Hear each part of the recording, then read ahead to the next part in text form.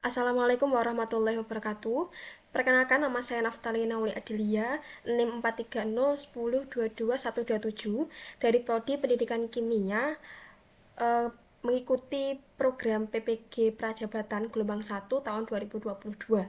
Di kesempatan kali ini saya akan menjelaskan terkait dengan topik 2, yaitu di Filosofi Pendidikan Indonesia, yaitu terkait dengan dasar-dasar pemikiran Ki Hajar Dewantara.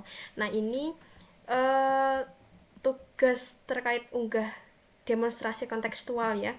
Di sini langsung saja saya paparkan, yaitu yang pertama, pemaparan terkait penerapan ide atau gagasan sesuai dengan pemikiran Ki Hajar Dewantara. Kita tahu bahwa Ki Hajar Dewantara merupakan sosok di dunia pendidikan, kemudian yang berfokus untuk mencerdaskan anak-anak bangsa. Nah, yang pertama itu untuk strategi dalam mewujudkan pemikiran Ki Hajar Dewantara itu, yang pertama adalah kita harus paham dulu, memahami konsep bahwa pendidikan itu merupakan kegiatan yang menuntun anak-anak agar tumbuh sesuai dengan kodratnya. Nah, untuk dasar pemikiran Ki Hajar Dewantara yang kita tahu itu kan berpacu pada sistem Among. Jadi ada dua dasar, yaitu yang pertama adalah dasar alam, yaitu berkaitan dengan ada kodrat, kemudian kemampuan yang dimiliki siswa sesuai dengan zamannya. Kemudian yang kedua adalah dasar kemerdekaan, yaitu terkait dengan siswa diberikan kebebasan untuk memilih mau mempelajari tema yang mana, seperti itu. Jadi landasan filosofi pemikiran Ki Hajar Dewantara itu bahwa anak-anak harus tumbuh sesuai dengan kodratnya, seperti itu ya. Kemudian di sini juga siswa tidak bisa belajar sendiri, tetapi di sini juga harus ada kaitannya dengan seorang guru. Nah, di sini guru bertindak sebagai nahkoda. Jadi guru mengasah dirinya untuk memiliki nilai-nilai sebagai penggerak dalam pembelajaran. Nah, di sini juga seorang guru harus bisa memahami tiap karakter siswanya. Jadi apa yang siswa butuhkan itu adalah yang harus diketahui oleh guru. Misal gaya belajarnya anak berbeda-beda, nah apa yang harus dilakukan oleh guru. Nah, ini juga tantangan besar bagi guru. Jadi bukan berarti hambatan ya. Ini sebuah tantangan yang harus kita bersama-sama sebagai seorang guru nantinya harus memahami tiap karakter siswa. Kemudian untuk lingkungan, terutama sekolah. Nah, sekolah ini kan memang menjadi sebuah sasaran yang memang sebagai apa ya, istilahnya itu adalah ladang siswa untuk tumbuh dan berkembang sesuai dengan tadi ya kodratnya. Di sini juga harus saling mendukung karena bukan hanya guru dan siswa, tapi pihak dari sekolahan yang menjadi wadah penampung itu juga memang berkaitan erat untuk mewujudkan yaitu pendidikan yang berpihak pada siswa. Kemudian nah strategi yang bisa dilakukan yaitu pembelajaran dilakukan itu menggunakan pembelajaran terdiferensiasi, artinya pembelajaran yang menyesuaikan dengan karakter siswa. Kemudian juga bisa mewujudkan pendidikan atau pembelajaran sosial dan emosional. Nah, di sini saya ingin berfokus pada pembelajaran terdiferensiasi ya. Jadi guru itu harus memperhatikan kesiapan, kemudian minat dan profil belajar siswa. Seperti itu. Nah, outputnya atau harapannya dari sini itu adalah murid akan merasa bahwa lingkungan belajar atau tadi sekolah yang dikatakan ya, itu mampu mengundang dirinya itu untuk belajar, seperti itu. Kemudian untuk yang kedua, di sini menyampaikan alasan yang kontekstual mengenai penerapan ide atau gagasan sesuai dengan pemikiran Ki Hajar Dewantara. Nah, alasan gagasan pemikiran Ki Hajar Dewantara ini menjadi salah satu yang namanya adalah nilai budi pekerti, yang mana bagian ini tidak dapat dipisahkan antara pendidikan dan pengajaran, gitu ya. Kemudian guru di sini juga harapannya selalu memberikan teladan bagi siswa-siswanya untuk mengembangkan yang namanya sikap atau karakter budi pekerti. Kita juga bisa melakukan berbagai kegiatan di sekolahan, kemudian menanamkan nilai-nilai budi pekerti kepada anak. Nah, dalam pembelajaran di kelas di sini ya, saya contohkan, kita biasanya kan sebagai guru harus memperhatikan yang namanya kodrat. Tadi ya, ada kodrat alam dan kodrat zaman siswa. Nah, coba mulai lihatlah anak-anak yang sedang bermain itu kan pasti dia merasakan yang namanya kebahagiaan.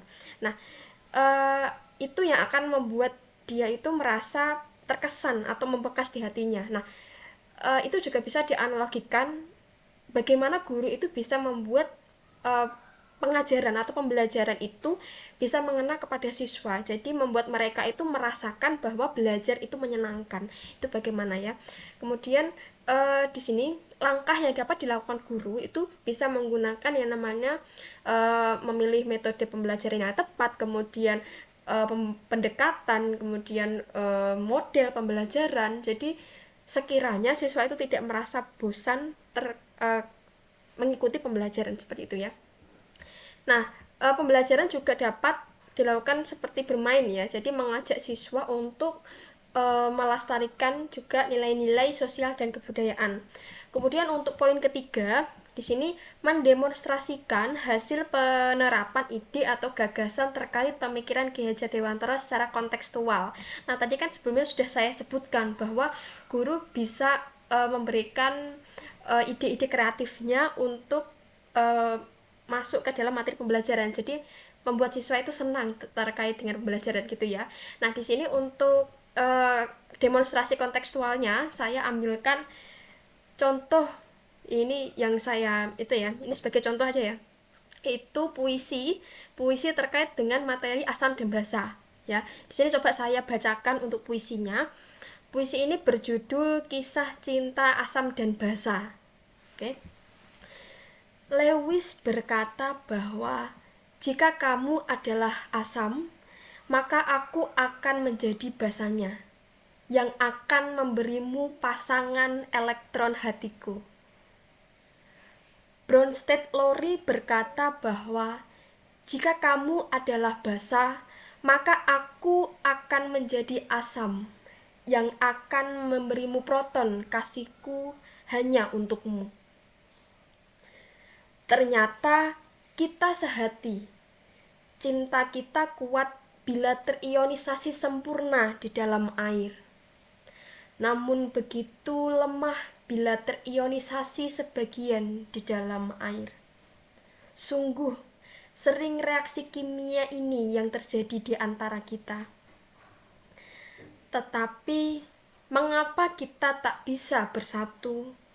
Ternyata, perbedaan pH lah yang membuat kita semakin jauh. Bahkan, derajat ionisasi pun tak mampu menyatakan cinta kita. Seperti itu ya. Itu merupakan contoh puisi terkait dengan materi asam dan basa. Nah, ini bisa menjadikan siswa juga merasa senang, terhibur. Kemudian nanti siswa juga bisa mencoba untuk membuat mungkin mengemas materi asam basa menjadi produk lain, mungkin dari puisi ataupun membuat video, membuat lagu dan lain-lain gitu ya. Kemudian yang keempat di sini menyampaikan tantangan dan solusi penerapan pemikiran Ki Hajar Dewantara sesuai dengan konteks kelas dan sekolah. Nah, untuk tantangannya sendiri di sini yang pertama poinnya penting adalah bahwa pemahaman guru mengenai konsep pendidikan karakter ini masih belum menyeluruh. Jadi untuk yang kedua adalah kurangnya pemahaman sistem pamong ya bagi guru, yaitu kurangnya jumlah pamong dalam pelaksanaan program tim khusus yang belum dilaksanakan sistem Paguron.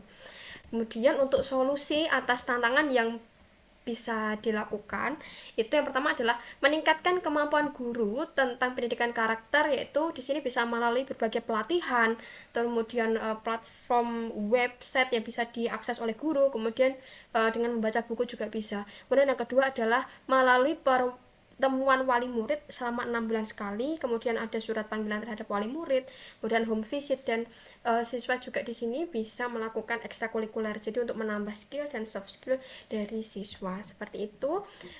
Terima kasih atas perhatiannya. Sekian pemaparan dari saya terkait demonstrasi kontekstual topik 2. Terima kasih, kurang lebihnya mohon maaf. Wassalamualaikum warahmatullahi wabarakatuh.